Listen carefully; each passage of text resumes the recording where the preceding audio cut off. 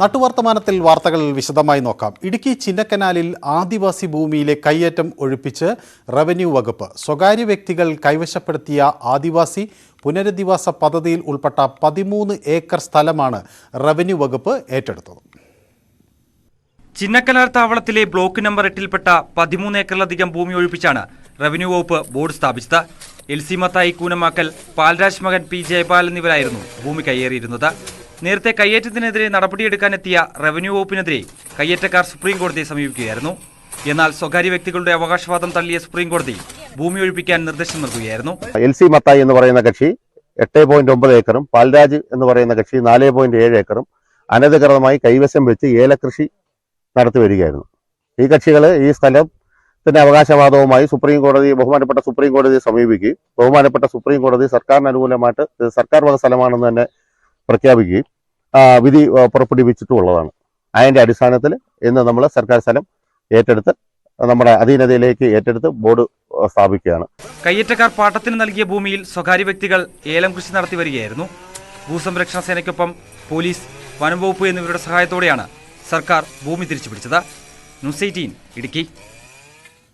ഇടുക്കിയിൽ അരിക്കൊമ്പനെ പിടികൂടുന്നതിനുള്ള നടപടികൾ അവസാന ഘട്ടത്തിലാണ്. അരിക്കൊമ്പനെ പിടികൂടാൻ വയനാട്ടിൽ നിന്നും കുങ്കി ആനകളെ എത്തിക്കും. ചിന്നക്കനാൽ സിമന്റ് പാലത്തിന് സമീപം റേഷൻ കടയ്ക്ക് സമാനമായ സാഹചര്യങ്ങൾ ഒരുക്കി അരിക്കൊമ്പനെ ആകർഷിച്ച് പിടികൂടാനാണ് പദ്ധതി. കെണിയൊരുക്കുന്ന വീടിനോട് ചേർന്നുള്ള കുറ്റിക്കാടുകൾ വെട്ടിനീക്കിയിട്ടുണ്ട്. വരും ദിവസങ്ങളിൽ അടുപ്പുകൂട്ടി അരി പാകം ചെയ്ത് തുടങ്ങുന്നതോടെ അതിനുള്ള നടപടികൾക്ക് തുടക്കമാകും. സിമന്റ് പാലത്തേക്ക് എത്തുന്ന അരിക്കൊമ്പനെ മയക്കും വെടിവെച്ച ശേഷം കുങ്കിയാനകളുടെ സഹായത്തോടുകൂടി പിടികൂടാൻ ആകും എന്നാണ് കരുതുന്നത്. പാലക്കാട് മലമ്പുഴയിൽ സ്കൂട്ടർ തകർത്ത് കാട്ടാനക്കൂട്ടം. മലമ്പുഴ കരടിയോട് വെച്ചാണ് സുന്ദരൻ എന്നയാൾക്ക് നേരെ ആനക്കൂട്ടം പാഞ്ഞെടുത്തത്. സുന്ദരൻ ഓടി രക്ഷപ്പെട്ടു. മലമ്പുഴ ഡാമിലേക്ക് മത്സ്യബന്ധനത്തിനായി പോകുമ്പോഴായിരുന്നു ആനക്കൂട്ടം ഇരുചക്രവാഹനം തകർത്തത്. ഇടുക്കി നെടുങ്കണ്ടത്ത് വിവിധ മേഖലകളിൽ പുലി ഇറങ്ങിയതായി നാട്ടുകാർ. ഏഴുകും വയലിലും 10ാം വളവിലുമാണ് പുലി ഇറങ്ങിയത്. വനംവകുപ്പ് പ്രദേശത്ത് നിരീക്ഷണം തുടരുകയാണ്. ഏഴുകും വയൽ പുന്നക്കവല സ്വദേശി മൂഴിത്തറ ജനാർദ്ദനന്റെ വീടിന് സമീപം 2 തവണയാണ് പുലിയെത്തിയത്. കഴിഞ്ഞ രാത്രി 11-നും പുലർച്ചെ 5:30-യോടെയും നാട്ടുകാർ പുലിയെ കണ്ടു. വന്നപ്പോഴത്തേക്ക് ഈ പുലി ഇങ്ങനെ റമ്മിന്റെ മുകളിൽ 2 കൈയും വെച്ചുകൊണ്ട് ഇങ്ങനെ വെള്ളം കുടിച്ചുകൊണ്ടിരിക്കുവായിരുന്നു. അന്നേരം ഞാൻ കിടന്ന് കാറി. അന്നേരം എല്ലാം ഇറങ്ങി വന്നപ്പോഴത്തേക്ക് ഒരു 5 മിനിറ്റ് കഴിഞ്ഞപ്പോഴത്തേക്ക് അത് പൂട്ടം കയറിപ്പോയി. അത് കഴിഞ്ഞപ്പം രാവിലെ 5:30 ആയപ്പോഴത്തേക്ക് ഇതേപോലെ തന്നെ ഞങ്ങൾ ഇറങ്ങി വന്നപ്പോഴത്തേക്കാണ് ഇത് കൈയിട്ട് ഇങ്ങനെ അടിക്കുവാണ് ഈ വെള്ളത്തിനകത്ത്. റമ്മിന്റെ അകത്ത് വെള്ളം താന്നു പോയായിരുന്നു, കുടിക്കാനുള്ള സൗകര്യം ഇല്ലായിരുന്നു. അപ്പം അത് കൈയിട്ട് അടിക്കുമായിരുന്നു. അന്നേരം പെങ്ങള് കണ്ടു, വേറെ പെങ്ങള്, പിന്നെ അതിന്റെ ചെറുക്കൻ സീസോളെ ജോലി ചെയ്യുന്നുണ്ട്, അവനുണ്ടായിരുന്നു. പിന്നെ വിഷ്ണു എന്ന് പറഞ്ഞിടത്തെ ഇളയ ചെറുക്കൻ എല്ലാം കണ്ടു. പുന്നക്കവലയിൽ നിന്നും ഏതാനും കിലോമീറ്റർ അകലെ 10 വളവിലും പുലിയെ കണ്ടു. പുലിയുടേതെന്ന് സംശയിക്കുന്ന കാൽപ്പാടുകളും പ്രദേശത്ത് കണ്ടെത്തിയിരുന്നു. നിലവിൽ നമ്മുടെ ഈ ഭാഗത്ത് മറ്റു മൃഗങ്ങളൊന്നും ഇല്ലാത്തതാണ്. ഇന്ന് രാവിലെ ഇവിടെ ഞങ്ങൾ നോക്കിയപ്പോൾ പോത്തിന്റെ കാൽപ്പാടുകളും അതിന്റെ കൂടെ ഈ പുലിയുടേതെന്ന് തോന്നുന്ന കാൽപ്പാടുകളും ഞങ്ങൾ കണ്ടു. ഇതിലെ ഇടിച്ച് തള്ളി താഴോട്ടാണ് പോയേക്കുന്നത്. അതുകൊണ്ട് നിലവിൽ ഞങ്ങളൊക്കെ ഇവിടെ പേടിയോടെയാണ് ജീവിക്കുന്നത്. കല്ലാർ ഫോറസ്റ്റ് സെക്ഷൻ ഓഫീസിൽ നിന്നും ഉദ്യോഗസ്ഥർ എത്തി മേഖലയിൽ പരിശോധന നടത്തി.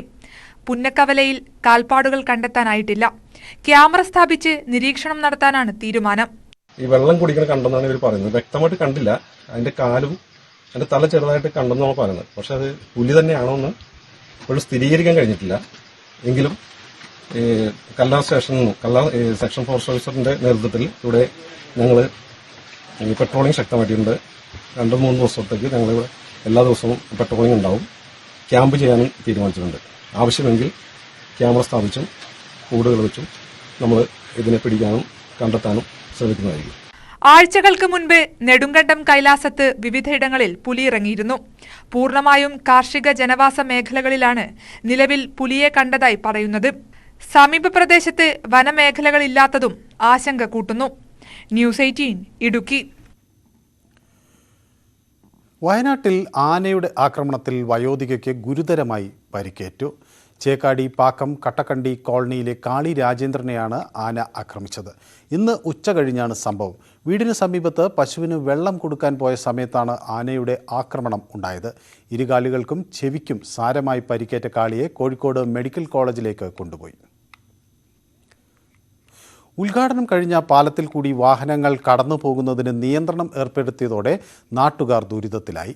കണ്ണൂർ ചന്തപ്പുര വണ്ണാത്തിപ്പുഴയുടെ പാലത്തിലാണ് അധികൃതരുടെ വിചിത്രമായ നടപടി. മാതമംഗലത്ത് നിന്നും പയ്യന്നൂരിലേക്കുള്ള പ്രധാന റോഡിലാണ് വണ്ണാത്തിപ്പുഴ. 8.5 കോടി രൂപ ചെലവഴിച്ചാണ് കല്യാശ്ശേരി മണ്ഡലത്തിൽപ്പെട്ട വണ്ണാത്തിപ്പുഴയ്ക്ക് കുറുകെ പാലം നിർമ്മിച്ചത്. നേരത്തെ ഉണ്ടായിരുന്ന പാലത്തിന്റെ കാലപ്പഴക്കം കണക്കിലെടുത്താണ് ഇത്രയും തുക മുടക്കി പുതിയ പാലം നിർമ്മിച്ചത്. അപ്രോച്ച് റോഡിനായി പ്രദേശവാസികൾ സൗജന്യമായി സ്ഥലം വിട്ടു നൽകിയിരുന്നു. ഇത് ഇങ്ങനെ ഒരു റോഡാവാൻ വേണ്ടിയിട്ടേ നമ്മ ഈ റോഡ് പോകുന്നവര് വളഞ്ഞ് ഇത്ര നാളും വന്നു. ഇനി ഇപ്പം ഇതായ പിന്നെയും വിളയണമെന്ന് പറയുമ്പോൾ നമുക്കൊരു ബുദ്ധിമുട്ട് തന്നെയാണ്. 3 വർഷത്തെ കാത്തിരിപ്പിനൊടുവിൽ പാലം യാഥാർത്ഥ്യമായതോടെ പ്രദേശവാസികൾ ഏറെ സന്തോഷിച്ചു. എന്നാൽ ഉദ്ഘാടനം കഴിഞ്ഞ് അടുത്ത ദിവസം മുതൽ പാലത്തിൽ കൂടിയുള്ള ഗതാഗതത്തിന് നിയന്ത്രണം ഏർപ്പെടുത്തി. നമ്മളെ വീട് ഇത് അവിടെയാണ്, ഇവിടെ തന്നെയാണ് നമ്മളെ വീട്. ഇത് കാണുന്നതല്ല നമ്മളെ സ്ഥലമാണ്. ഈ ഇതിനു വേണ്ടിയിട്ട് നമ്മളെ സ്ഥലം കുറേ പോയിട്ടുണ്ട്. എന്നിട്ട് നമ്മൾ ഈ 1 മീറ്റർ 100 മീറ്റർ വരണ്ട വീട്ടിലേക്ക്, ആ വീട്ടിലേക്ക് 100 മീറ്റർ വരണ്ട നമ്മൾ ഇങ്ങനെ ചുറ്റി വളഞ്ഞിട്ട് പോകണം. മാതമംഗലത്ത് നിന്നും പയ്യന്നൂർ ഭാഗത്തേക്ക് പോകുന്ന വാഹനങ്ങൾക്ക് പാലത്തിൽ കയറാമെങ്കിലും തിരിച്ചിങ്ങോട്ട് പ്രവേശനമില്ല. പയ്യന്നൂർ ഭാഗത്തു നിന്നും വരുന്ന വാഹനങ്ങൾ ഇപ്പോഴും പഴയ പാലത്തിൽ കൂടിയാണ് കടത്തിവിടുന്നത്. ഇത് എന്തിനാണെന്നാണ് നാട്ടുകാർ ചോദിക്കുന്നത്. മറ്റേ പാലം ശോച്യാവസ്ഥയിലാണെന്ന് പറഞ്ഞുകൊണ്ടാണ് പുതിയ പാലം ഉത്തരവെടുത്തത്. അപ്പോൾ 1 വേ ആണ് ഉദ്ദേശിച്ചെങ്കിൽ അതിന് പാരലായിട്ട് തന്നെ ഒരു പാലം പണിയാമായിരുന്നു. എന്നാൽ ജനങ്ങൾക്ക് ഇത്ര ബുദ്ധിമുട്ടില്ല, നമ്മളെ കുറച്ച് സ്ഥലം പോവില്ലായിരുന്നു. പഴയ പാലത്തിൽ കൂടി വരുന്ന വാഹനങ്ങൾ പുതിയ പാലത്തിലേക്ക് പ്രവേശിക്കുന്ന ഭാഗത്തു കൂടിയാണ് കടന്നു പോകുന്നത്. ഇത് അപകടത്തിനും ഇടയാക്കുന്നുണ്ട്. കഴിഞ്ഞ ദിവസം ഇത്തരത്തിൽ വാഹനമിടിച്ച സ്കൂട്ടർ യാത്രക്കാരൻ കോഴിക്കോട്ടെ സ്വകാര്യ ആശുപത്രിയിൽ ചികിത്സയിലാണ്. ചന്തപ്പുര ടൗണിൽ വ്യാപാരം ചെയ്യുന്നവരെ സഹായിക്കാനാണ് ഇത്തരത്തിൽ ഒരു തീരുമാനം എന്നാണ് ആരോപണം. വളരെ കുറച്ച് വാഹനങ്ങൾ മാത്രം കടന്നു പോകുന്ന ഭാഗമായിട്ടും അശാസ്ത്രീയമായ ഗതാഗത പരിഷ്കാരം നടപ്പിലാക്കിയത് വൻ പ്രതിഷേധത്തിനാണ് ഇടയാക്കിയിട്ടുള്ളത്. ന്യൂസ് 18 കണ്ണൂർ. ഇടുക്കി ബൈസൺ വാലി അമ്പുകടപ്പടിക്ക് സമീപം വാഹനാപകടത്തിൽ യുവാവ് മരിച്ചു. തേനി ലക്ഷ്മീപുരം സ്വദേശി ശശികുമാർ ആണ് മരിച്ചത്. ബൈക്ക് നിയന്ത്രണം വിട്ട് മറിഞ്ഞാണ് അപകടം. ഒപ്പം ഉണ്ടായിരുന്ന ആളെ ഗുരുതര പരിക്കുകളോടെ അടിമാലി താലൂക്ക് ആശുപത്രിയിൽ പ്രവേശിപ്പിച്ചു. ഐക്യ കേരളത്തിൻ്റെ ആദ്യത്തെ മുഖ്യമന്ത്രിയും കമ്മ്യൂണിസ്റ്റ് ആചാര്യനുമായിരുന്ന EMS ഓർമ്മയായിട്ട് 1/4 നൂറ്റാണ്ട്. സംസ്ഥാനത്ത് എങ്ങും EMS അനുസ്മരണ പരിപാടികൾ നടന്നു. AKG സെൻറ്ററിൽ CPIM സംസ്ഥാന സെക്രട്ടറി MV ഗോവിന്ദൻ പതാക ഉയർത്തി.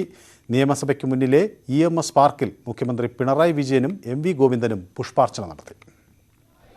1998 മാർച്ച് 19 കമ്മ്യൂണിസ്റ്റ് പ്രസ്ഥാനത്തിൻ്റെ കരുത്തുറ്റ നേതാവും കേരളത്തിൻ്റെ ആദ്യ മുഖ്യമന്ത്രിയുമായ ഏലംകുളം മനക്കൽ ശങ്കരൻ നമ്പൂതിരിപ്പാട് ഓർമ്മയായത്.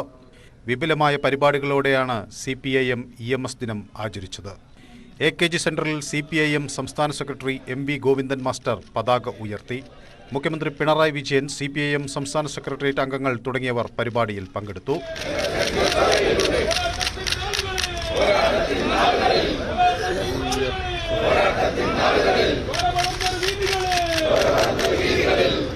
പാളയം EMS പാർക്കിലെ പ്രതിമയ്ക്ക് മുന്നിൽ മുഖ്യമന്ത്രി പിണറായി വിജയനും CPIM സംസ്ഥാന സെക്രട്ടറി MV ഗോവിന്ദൻ മാസ്റ്ററും പുഷ്പാർച്ചന നടത്തി.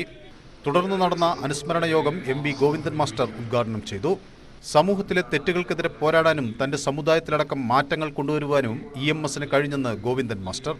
EMS ആദ്യം മുതലേ പറഞ്ഞുകൊണ്ടിരിക്കുന്ന ഒരു കാര്യം, ഈ കേരളീയ സമൂഹത്തിന്റെ ഘടന എന്താണ്? കേരളീയ സമൂഹത്തിന്റെ ഘടനയെ പറ്റി EMS പറഞ്ഞത് ജാതി, ജന്മി, നാടുവാഴി വ്യവസ്ഥയാണ്. EMS ആണെങ്കിലോ ഒരു ജന്മി കുടുംബത്തിലാണ് ജനിച്ചത്. അതിൽ നിന്ന് വ്യത്യസ്തമായ ഒരു വർഗത്തിന്റെ താല്പര്യം സംരക്ഷിക്കാനാണ് ജീവിതകാലം മുഴുവൻ EMS എത്തിച്ചത്. EMSന്റെ മകൾ EM രാധ, കൊച്ചുമക്കൾ, മന്ത്രിമാർ, പാർട്ടി നേതാക്കൾ തുടങ്ങിയവർ അനുസ്മരണ പരിപാടിയിൽ പങ്കെടുത്തു. ന്യൂസ് 18 തിരുവനന്തപുരം. കരിപ്പൂർ വിമാനത്താവളത്തിൽ നിന്നും 70 ലക്ഷം രൂപ വിലമതിക്കുന്ന 1.3 കിലോയോളം സ്വർണം പിടികൂടി. എയർ കസ്റ്റംസ് ഇന്റലിജൻസാണ് സ്വർണം പിടികൂടിയത്. ഇന്നലെ ദുബായിൽ നിന്നും ജിദ്ദയിൽ നിന്നും എത്തിയ 3 യാത്രക്കാരിൽ നിന്നുമായി പേനയുടെ റീഫിലിനുള്ളിലും ശരീരത്തിനുള്ളിലും വസ്ത്രങ്ങളിൽ ഒളിപ്പിച്ചൊക്കെ കൊണ്ടുവന്ന സ്വർണമാണ് പിടികൂടിയത്. മലപ്പുറം കേപുരം സ്വദേശി ഷിഹാബ് കൊണ്ടുവന്ന 4 ബോൾ പോയിന്റ് പേനകൾ ഉദ്യോഗസ്ഥർ വിശദമായി പരിശോധിച്ചപ്പോൾ റീഫിലിനുള്ളിൽ സ്വർണ്ണ റോഡുകൾ അതിവിദഗ്ധമായി ഒളിപ്പിച്ചിരിക്കുകയാണ് എന്ന് കണ്ടെത്തി. കാഞ്ഞങ്ങാട് സ്വദേശി ഷാനവാസിനെ ഉദ്യോഗസ്ഥർ പരിശോധിച്ചപ്പോൾ ധരിച്ചിരുന്ന പാൻസിനും അടിവസ്ത്രത്തിനും അസാമാന്യമായ ഭാരം തോന്നി. ഇത് സ്വർണ്ണമിശ്രിതം തേച്ചു പിടിപ്പിച്ചാണെന്ന് കണ്ടെത്തി. കോഴിക്കോട് ശിവപുരം സ്വദേശി അൻസിൽ ശരീരത്തിനുള്ളിൽ ഒളിപ്പിച്ചു കൊണ്ടുവന്ന 40 ലക്ഷം രൂപ വിലമതിക്കുന്ന സ്വർണ്ണ മിശ്രിതമടങ്ങിയ 795 ഗ്രാം തൂക്കമുള്ള 3 ക്യാപ്സ്യൂളുകളാണ് എയർ കസ്റ്റംസ് ഉദ്യോഗസ്ഥർ പിടികൂടിയത്. കണ്ണൂർ അന്താരാഷ്ട്ര വിമാനത്താവളം വഴി കടത്താൻ ശ്രമിച്ച സ്വർണം പിടികൂടി. കാസർഗോഡ് കുമ്പള സ്വദേശി അമ്പേരി മുഹമ്മദാണ് പിടിയിലായത്. ശരീരത്തിൽ ഒളിപ്പിച്ചാണ് 54 ലക്ഷം രൂപയുടെ സ്വർണം കടത്താൻ ശ്രമിച്ചത്. ദോഹയിൽ നിന്നെത്തിയ ഇൻഡിഗോ വിമാനത്തിലെ യാത്രക്കാരനാണ് പ്രതി. സംസ്ഥാനത്തിന് മാതൃകയായി മൂന്നാറിലെ അപ്സൈക്ലിംഗ് പാർക്ക് നാശത്തിൻ്റെ വക്കിൽ. സ്വകാര്യ കമ്പനി വൈദ്യുതി നൽകാത്തത് പാർക്കിൻ്റെ നാശത്തിന് ഇടയാക്കിയത് എന്നാണ് പഞ്ചായത്തിൻ്റെ വാദം.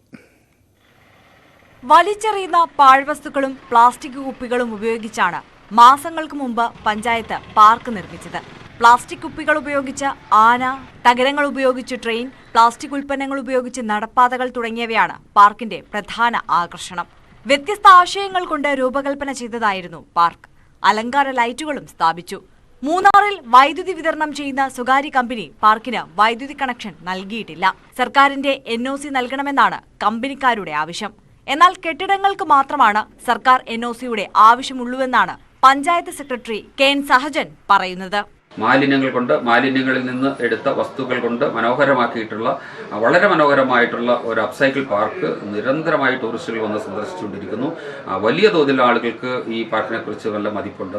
ദൗർഭാഗ്യം എന്ന് പറയട്ടെ, അവിടെയും വൈദ്യുതി കണക്ഷൻ കൊടുത്തിട്ട് മൂന്നാറിലെ വൈദ്യുതി വിതരണ ചുമതല വഹിച്ചുകൊണ്ടിരിക്കുന്ന KDHP കമ്പനി വിവിധങ്ങളായ കാരണങ്ങളും ആവശ്യങ്ങളും ഉന്നയിച്ചുകൊണ്ട് റീസണുകളുമൊക്കെ ചോദിച്ചുകൊണ്ട് നിരന്തരം എൻക്വയറികൾ ആവശ്യപ്പെട്ടുകൊണ്ട് ആരുടെ നിർമ്മാണമാണ്, എന്ത് നിർമ്മാണമാണ്, NOC ഉണ്ടോ, സബ് കളക്ടർ അനുവദിച്ചിട്ടുണ്ടോ, കളക്ടർ അനുമതി ഉണ്ടോ തുടങ്ങിയ വാചകങ്ങൾ ചോദിച്ചുകൊണ്ട് അതിനും വൈദ്യുതി നിഷേധിച്ചിരിക്കുകയാണ്. അതിപ്പോൾ ഒരു ഭാഗികമായി നാശത്തിന്റെ വക്കിലേക്ക് നിൽക്കുകയാണ്. പ്രശ്നത്തിൽ ഹൈക്കോടതിയെ സമീപിക്കുമെന്നും പഞ്ചായത്ത് സെക്രട്ടറി പറഞ്ഞു.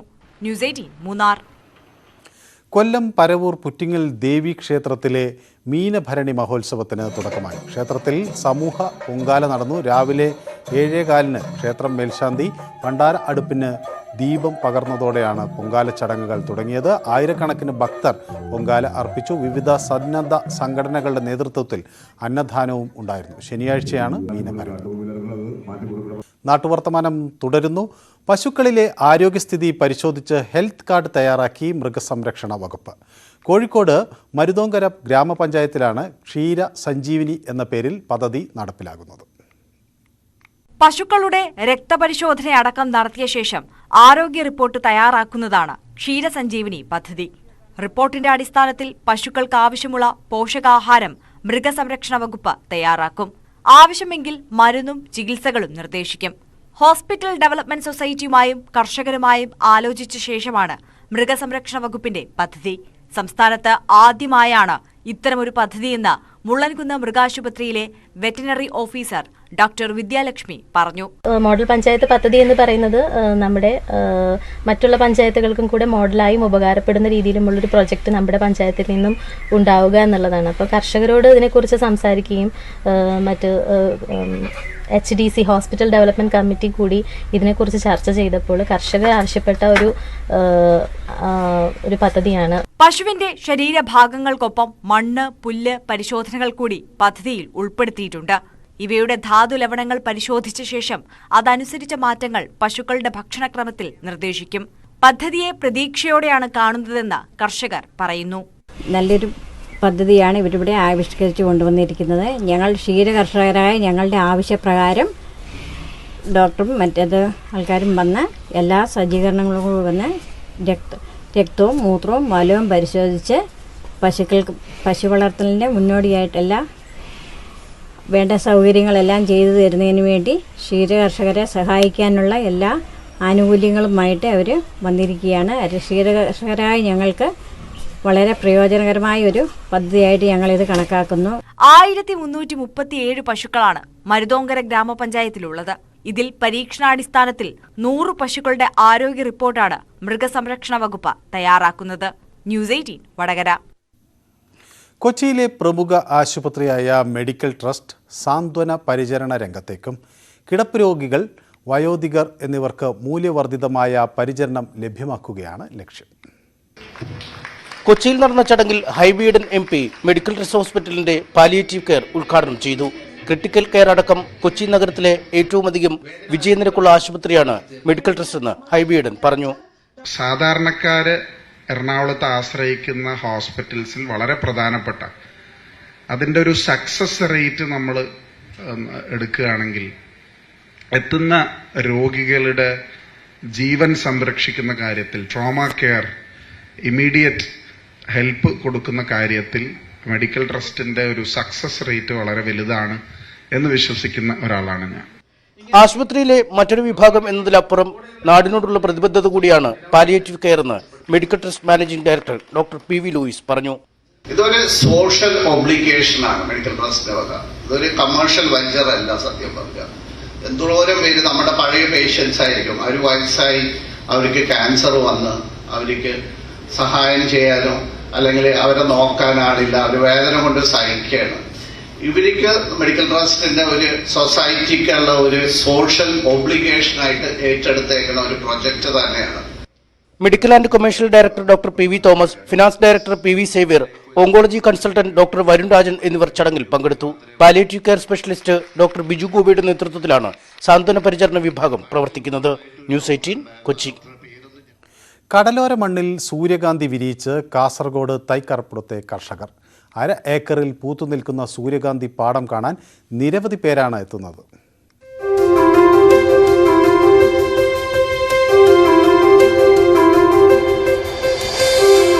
രണ്ടു മാസം മുൻപാണ് കർഷകനും പെയിന്റിംഗ് തൊഴിലാളിയുമായ ഇ ശശിധരൻ പരീക്ഷണാടിസ്ഥാനത്തിൽ സൂര്യകാന്തി കൃഷി ഇറക്കിയത്.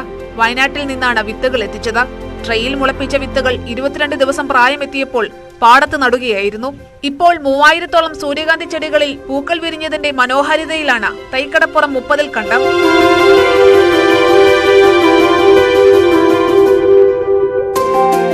കടലോരത്ത് നിന്ന് 1 കിലോമീറ്റർ മാത്രം അകലെയാണ് ഈ മനോഹര കാഴ്ച. കാലങ്ങളായി പച്ചക്കറി കൃഷി നടത്തി വരുന്ന പാടശേഖരത്തിലെ 30 സെന്റ് സ്ഥലത്താണ് ശശിധരന്റെ സൂര്യകാന്തി കൃഷി. 3 ആഴ്ച കൂടി കഴിഞ്ഞാൽ വിളവെടുപ്പ് നടത്തി വിത്തെടുത്ത് സൺഫ്ലവർ എണ്ണയുണ്ടാക്കാനുള്ള തയ്യാറെടുപ്പിലാണ് കർഷകൻ. ഞാൻ സൂര്യകാന്തി കൃഷി വയനാട്ടിൽ നിന്ന് വിത്ത് കൊണ്ടുവന്നതാണ്. വയനാട്ടിൽ നിന്ന് വിത്ത് കൊണ്ടുവന്ന് ട്രെയിൽ മുളപ്പിച്ചു. ഒരു 3000-ലധികം തൈ ഉണ്ടാക്കി. അടിയോളമായിട്ട് ചാണകവും ചെയ്തു.